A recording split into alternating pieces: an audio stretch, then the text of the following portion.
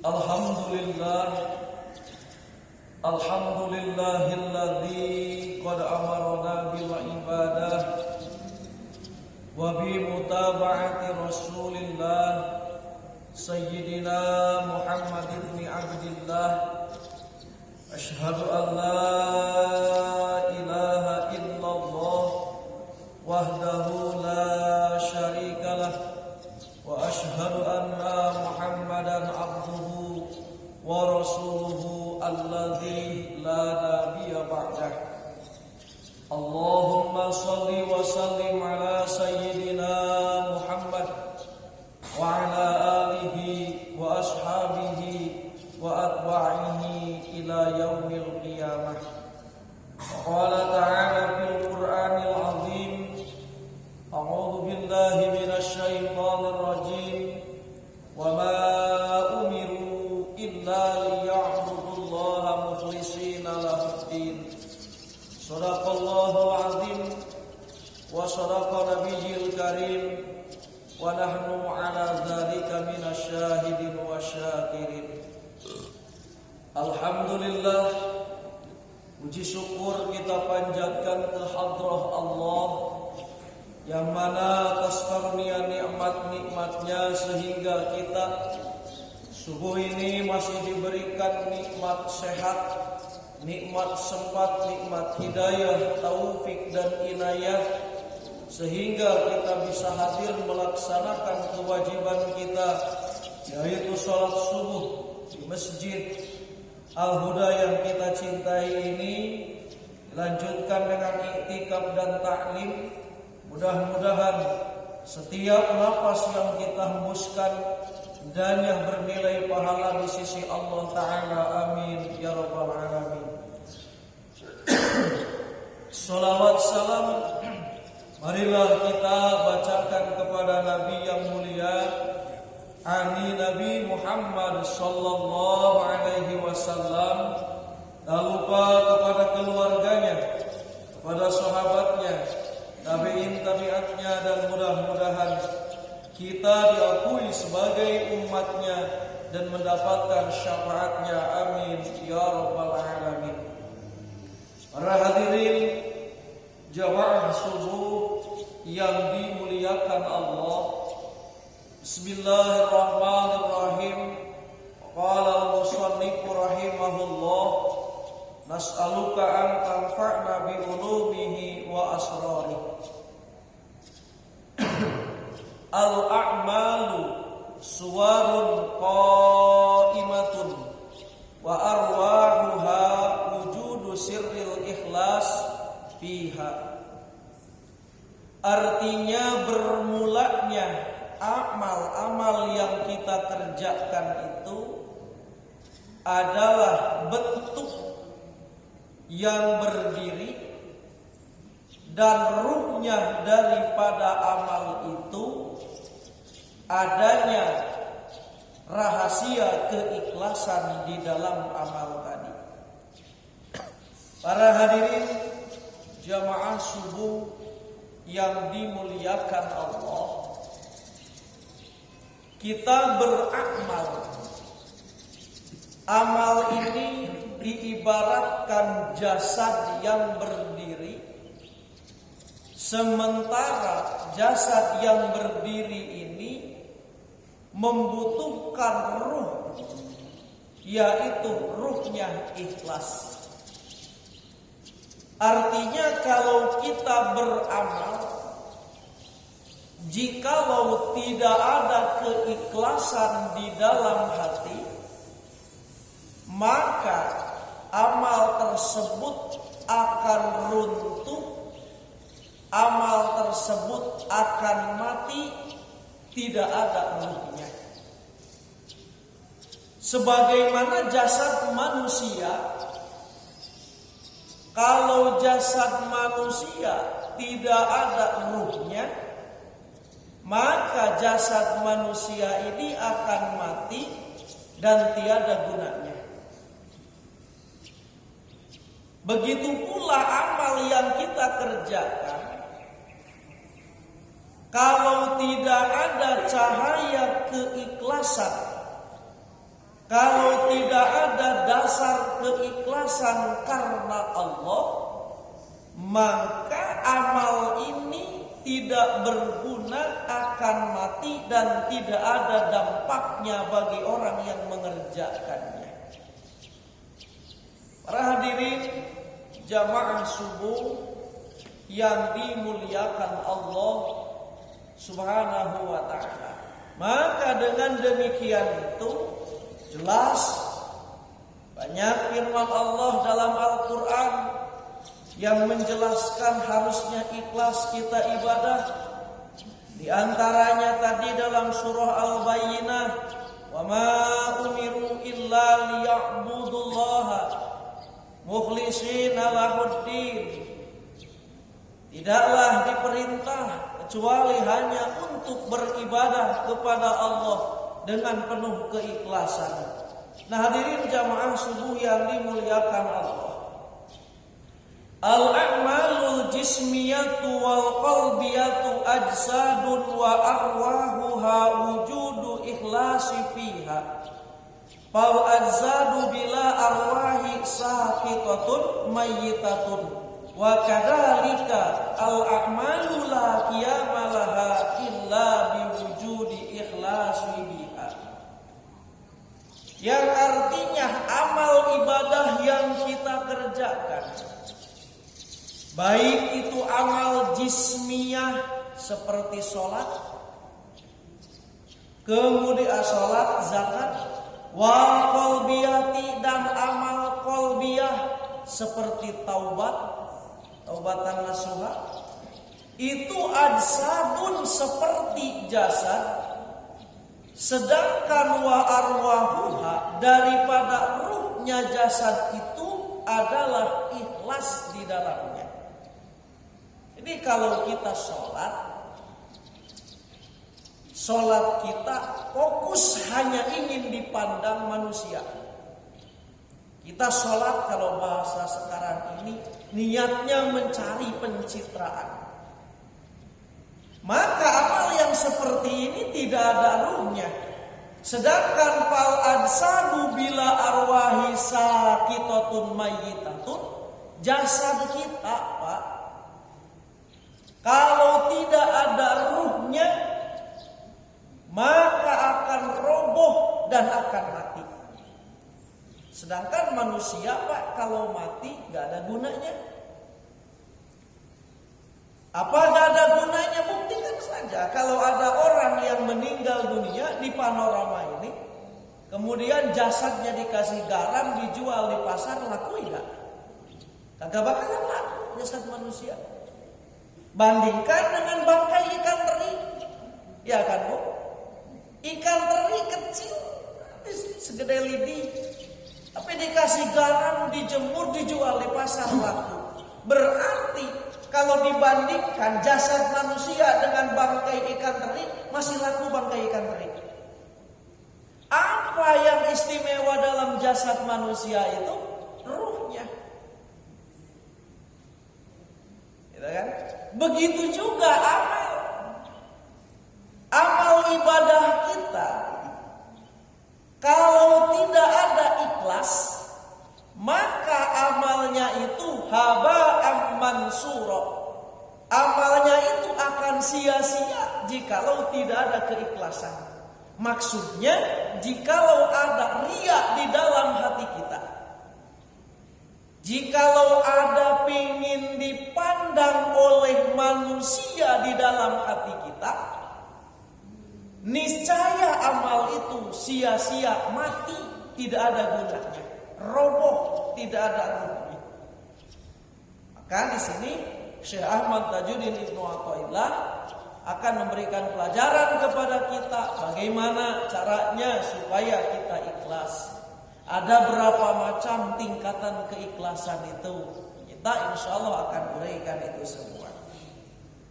Hadirin yang dimuliakan Allah, Allah Ta'ala berfirman dalam surah Al-Isra ayat 18, "Man kana yuridul ajilah ajjalna lahu fiha man nasya' liman nuridu summa ja'alna lahu jahannama yaslaha madmuman madhura." Yang artinya barang siapa orang yang beramal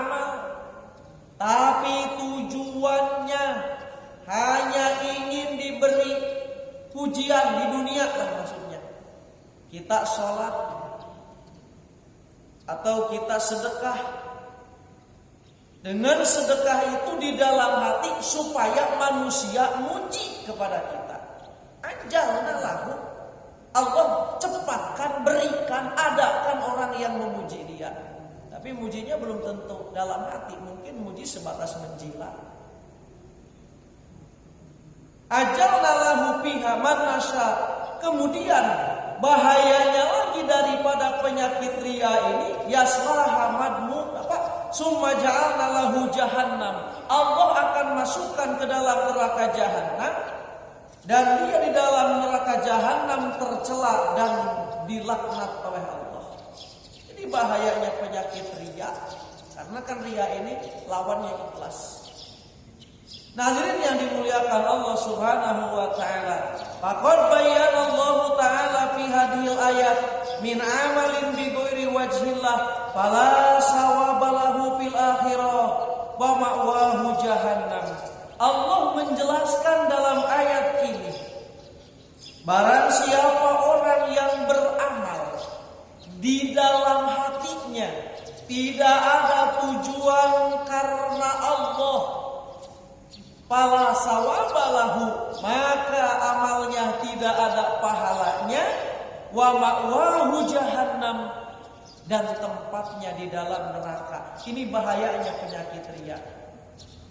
Jadi penyakit ria ini selain dia ini tidak dapat pahala, Allah tempatkan juga di dalam jahannam. Kenapa? Karena ria ini kan termasuk syirkun asghar, syirik yang kecil. Kenapa dikatakan syirik? Jelas menyekutukan Allah. Yang harusnya kita sholat itu karena Allah, ini sholat karena manusia, berarti menyekutukan Allah. Yang seharusnya sholat itu niat biwajhillah, tujuan karena Allah, ini sholat karena ingin mencari simpati manusia.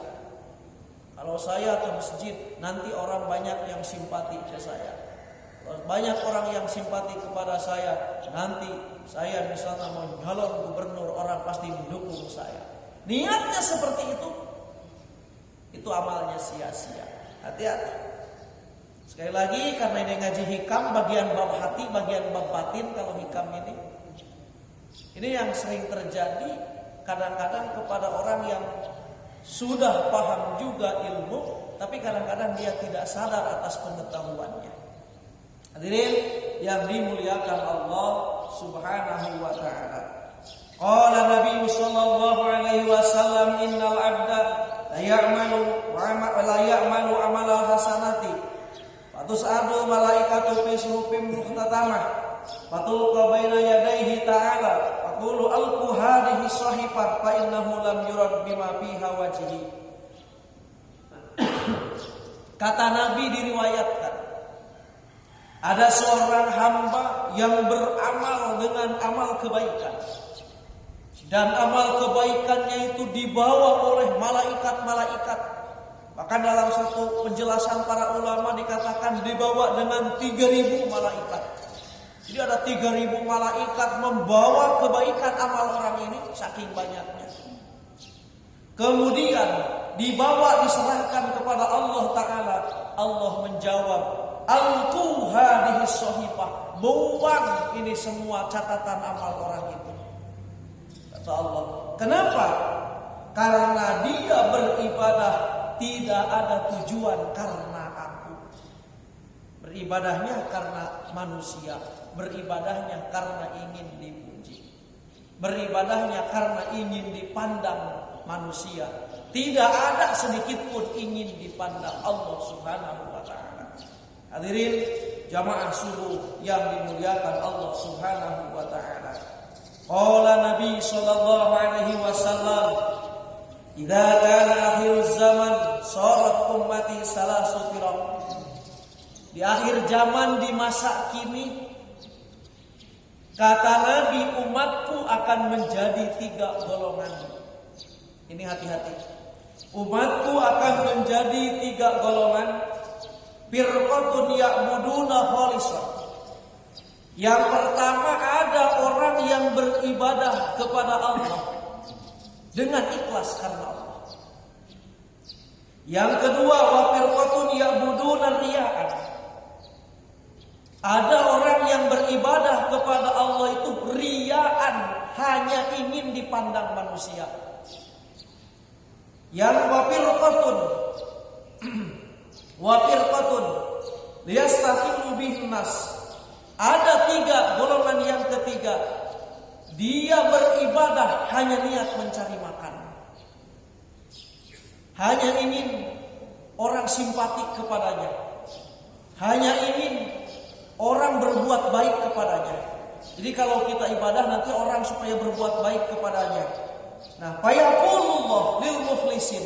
Allah Ta'ala berfirman kepada orang yang ikhlas, idhabu ilal jannah. Berangkat kalian ke surga, kata Allah pada orang yang ikhlas. Wa yaqulu lil akharain.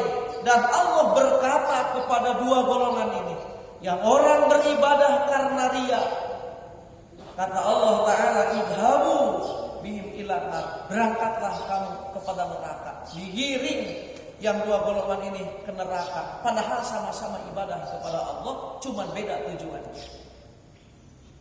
Hadirin jamaah subuh yang dimuliakan Allah. Maka dengan demikian itu, di sini akan diuraikan marotibul ikhlas.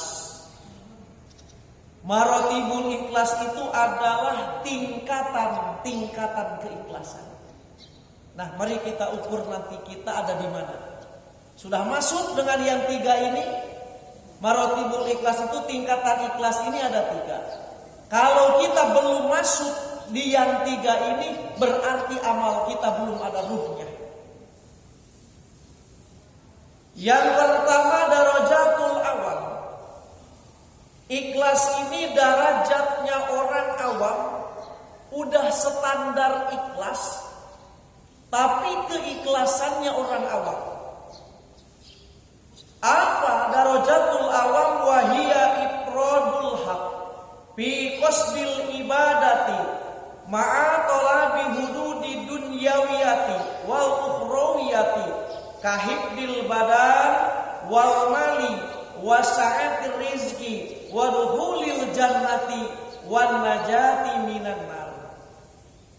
Ini orang sudah masuk kategori ikhlas, tapi ikhlasnya orang awam, tingkatan paling bawah, belum naik. Yaitu beribadah niat karena Allah. Ibu sholat niat karena Allah. Tapi di dalam niat karena Allah tadi, kemudian ma'atolabi hududi dunyawiyati, serta dia ini menuntut bagian daripada dunia atau menuntut bagian daripada akhirat, seperti supaya dijaga badan kita, supaya Allah memberikan harta kepada kita, wasati rizki, supaya Allah melapangkan rizki kepada kita, waduhulil jannati, kita beribadah kepada Allah, niatnya karena Allah, tapi supaya Allah memasukkan kita ke dalam surga. Kemudian wan najati minan nar, kita niat ibadah karena Allah supaya selamat daripada neraka. Jadi ibadahnya memang karena Allah, tapi dengan ibadah tadi itu minta perlindungan kepada Allah supaya dilapangkan rezeki. Ini sudah termasuk ikhlas. Cuman ikhlasnya tingkatul awamin, ikhlasnya tingkat yang awam. Contohlah yang sederhana supaya masuk. Allah melalui hadis Rasulullah berjanji, barang siapa orang yang baca waqiah di waktu malam, maka siangnya tidak akan kena fakir. Ibu duduk baca surah waqiah setiap malam, bismillahirrahmanirrahim, idza waqa'atil waqiah, dan seterusnya. Selesai surah waqiah. Tetapi setelah baca waqiah, ibu niat, ya Allah, aku minta kepadamu dengan keberkahan dibaca waqiah ini supaya rezeki kami lapang. Ini sudah termasuk ikhlas. Tapi ingat, ikhlasnya ikhlas awamin, ikhlasnya orang secara umum. Bapak melaksanakan sembahyang duha, niatnya karena Allah. Niatnya karena Allah. Tetapi di dalam hati, dengan sembahyang duha ini, ya Allah, aku minta dilapangkan rezeki. Ini juga sudah termasuk ikhlas. Ikhlasnya tingkat orang yang awam. Hadirin jamaah subuh yang dimuliakan Allah Subhanahu wa ta'ala. Ada yang kedua, darajatil khawas. Orang yang ikhlasnya ini sudah masuk derajat khawas. Ifradul haqqi fi qasdil ibadati ma'a talabi hududil ukhrawiyati kadukhulil jannati wan najati minan nar wal ma'rifati wal musyahadati wa ghairiha. Dia beribadahnya karena Allah. Tapi di dalam hatinya ini dia sudah tidak terfokus lagi dengan urusan dunia. Dia meminta kepada Allah pengen diselamatkan urusan akhirat. Seperti ingin masuk surga, sholat Allahu Akbar, niatnya karena Allah. Tapi dalam hati berlindung, ya Allah, semoga Engkau menjaga kami daripada siksa neraka, dan semoga Engkau memasukkan kami ke dalam surga. Ini tingkatan ikhlas yang tingkatannya lebih bagus di hadapan Allah. Wal ma'rifati, atau kita minta kepada Allah ma'rifat, yaitu kita kenal dengan Allah. Wal musyahadati, dan kita minta musyahadah supaya hati kita selalu merasa disaksikan oleh Allah. Setiap saat hati kita merasa dipantau, dipandang, disaksikan oleh Allah. Kita meminta kepada Allah dengan ibadah yang kita lakukan itu, ini sudah termasuk ikhlas, tapi ikhlasnya sudah naik ke tingkat nomor 2, yaitu tingkat khawas. Hadirin jamaah subuh yang dimuliakan Allah. Yang ketiga, ada derajat ikhlas yang paling tinggi, yaitu ikhlas khawasil khawas, yaitu tahqiqul ubudiyah wal qiyamu bi huquqir rububiyah fil ibadah. Menyatakan dirinya sebagai hamba dan dia berniat hanya ingin menegakkan hak-hak ketuhanan. Jadi dia ini sholatnya orang yang sudah ikhlas khawasil khawas ini. Dia beribadahnya hanya menyatakan memang aku ini hamba-Mu,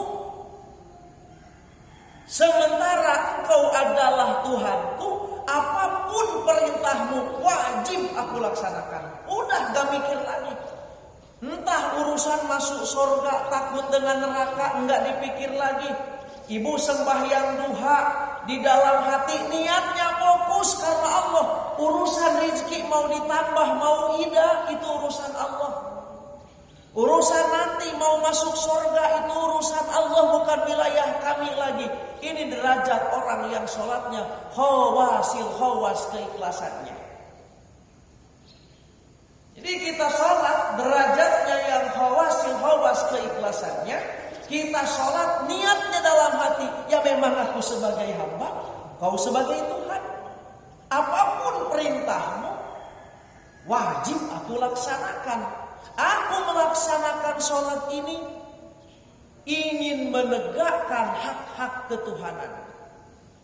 Itulah orang yang derajatnya ikhlasnya khawasil khawas. Ya tinggal ukur aja sekarang. Kalau kita sembahyang duha, kalau niatnya karena Allah, di dalam hati kemudian minta kepada Allah, ingin minta rezeki, itu sudah ada ikhlas. Berarti sudah ada ruhnya duha kita itu. Cuman ikhlasnya itu baru tingkat orang awam.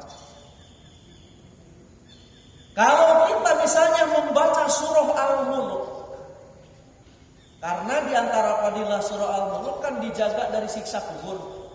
Niat hati kita karena Allah baca surah Al-Mulknya dan meminta perlindungan kepada Allah daripada siksa kubur, ini sudah masuk derajat ikhlasnya yang khawas. Tapi kalau orang membaca Al-Quran, mendirikan sholat, baik itu tahajud, duha, apalagi yang wajib, hukumnya wajib, tapi niatnya pokoknya karena Allah, aku sholat ini hanya ingin mendirikan hak-hak ketuhanan, maka ini orang derajatnya ikhlasnya khawasil khawas. Hadirin jamaah subuh yang dimuliakan Allah, tapi ikhlas ini sebenarnya bisa dilatih. Abu Yazid Al-Bustami itu Pak, mendirikan ibadah full niatnya karena Allah. Justru dia ini curiga. Kalau Allah memberi ia sesuatu, ia curiga. Kenapa curiga? Karena biasanya kalau ada yang memberi, itu pasti ada yang diinginkan dari kita. Setiap ada orang yang memberi, ini logikanya, pasti ada yang diinginkan dari kita. Makanya kalau dia beribadah, misalnya Abu Yazid Al-Bustami ini, kemudian dari keberkahan ibadahnya itu semakin banyak rezeki, dia ini justru curiga, takut Allah banyak permintaan kepada saya, sementara saya tidak mampu apa-apa.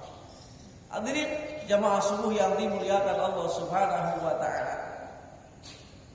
Kembali lagi, kalau dalam ibadah kita sudah ada ikhlas tadi yang 3, walaupun tingkat awam, berarti sholat kita, ibadah kita sudah ada ruhnya. Yang mana yang tidak ada ruhnya? Ketika kita sholat, niatnya plus hanya ingin melihat manusia. Itu yang tidak ada ruhnya. Itu bagaikan bangkai yang tidak berguna. Hadirin jamaah subuh yang dimuliakan Allah Subhanahu wa taala.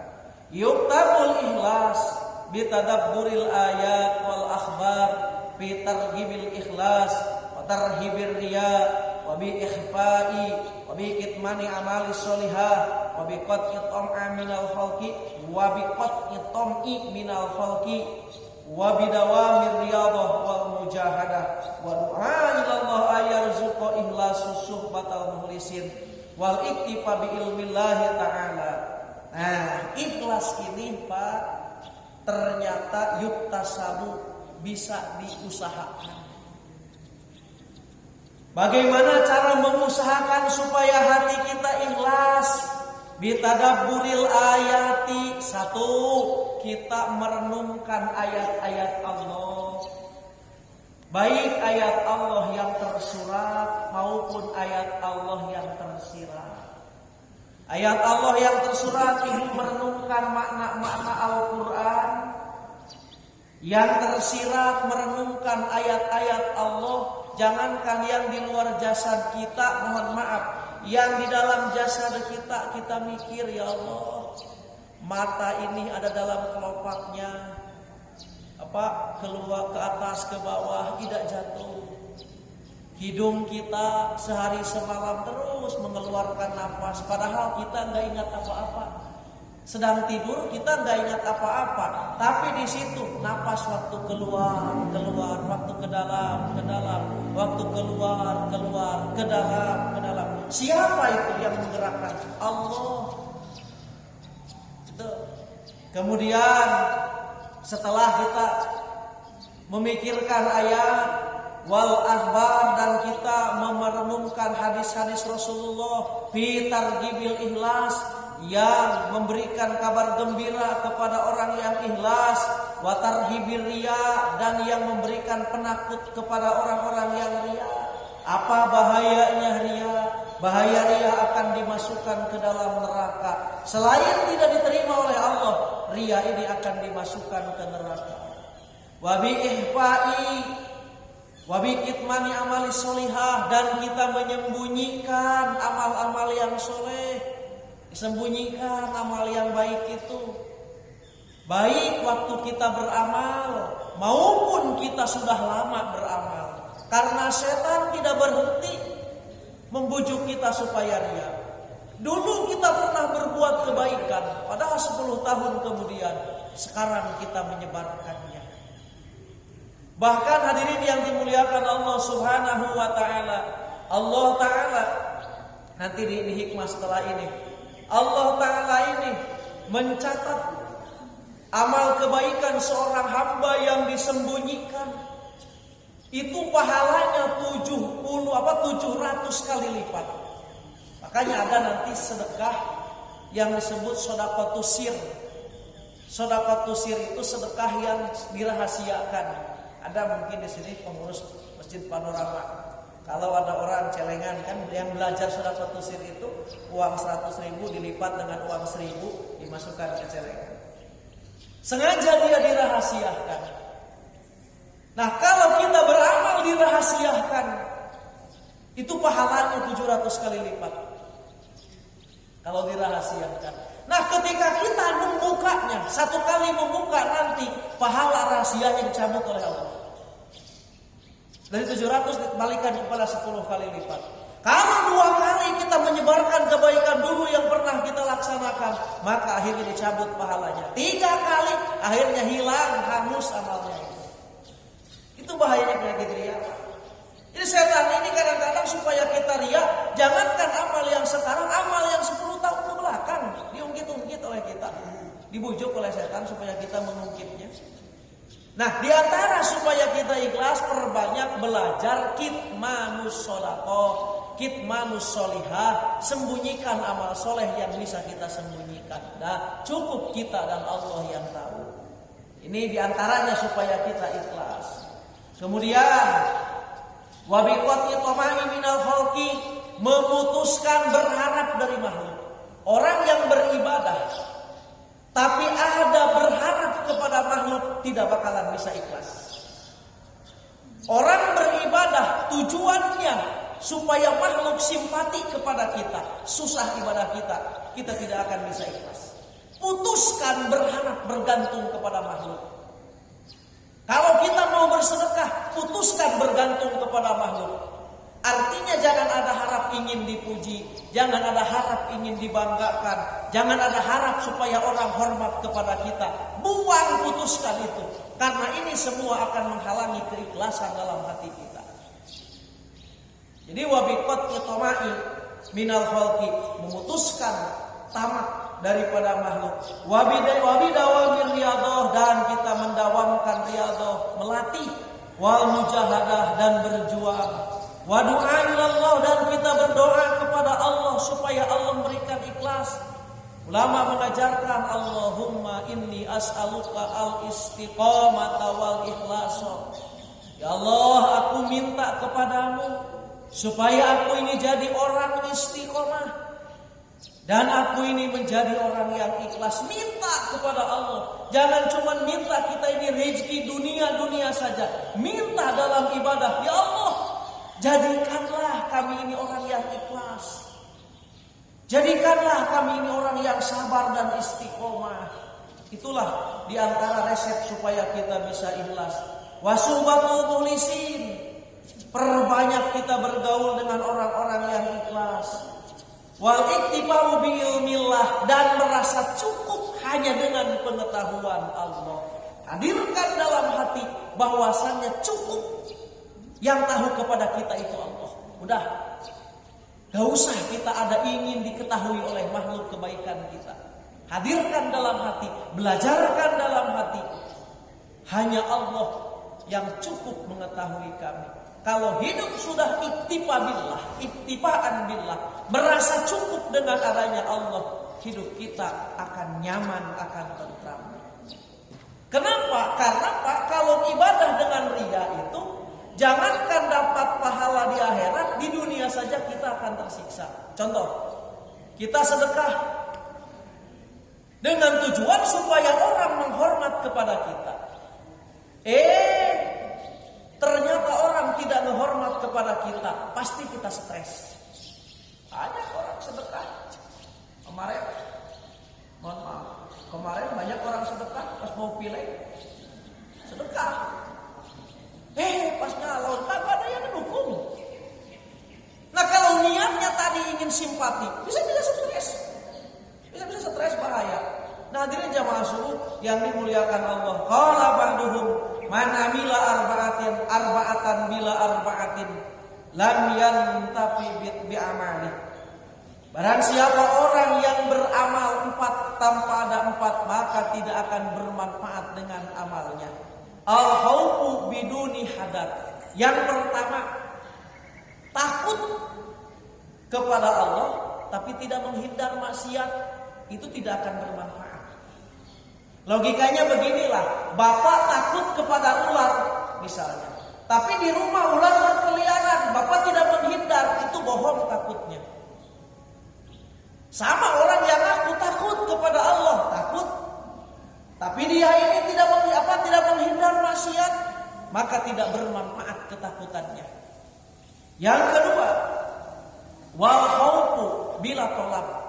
Wal raja'u bila tolab.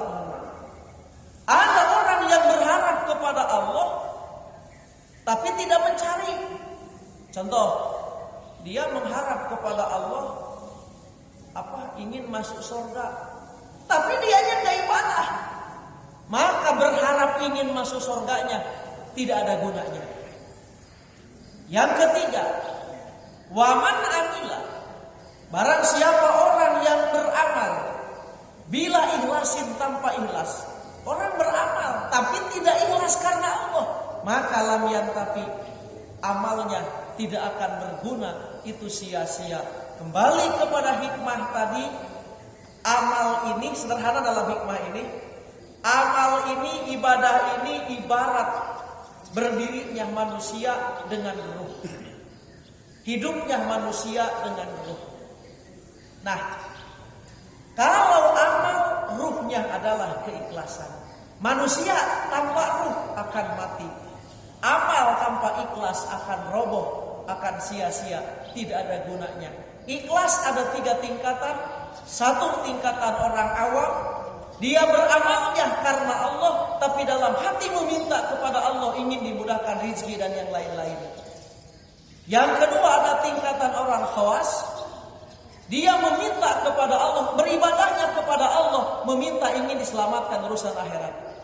Yang ketiga ada khawas derajat paling tinggi, dia beribadahnya kepada Allah khusus karena dia ingin menegakkan hak-hak ketuhanan, merasakan kewajiban dia. Jadi intinya dia merasakan dirinya sebagai hamba, apapun perintah Tuhan ia akan laksanakan.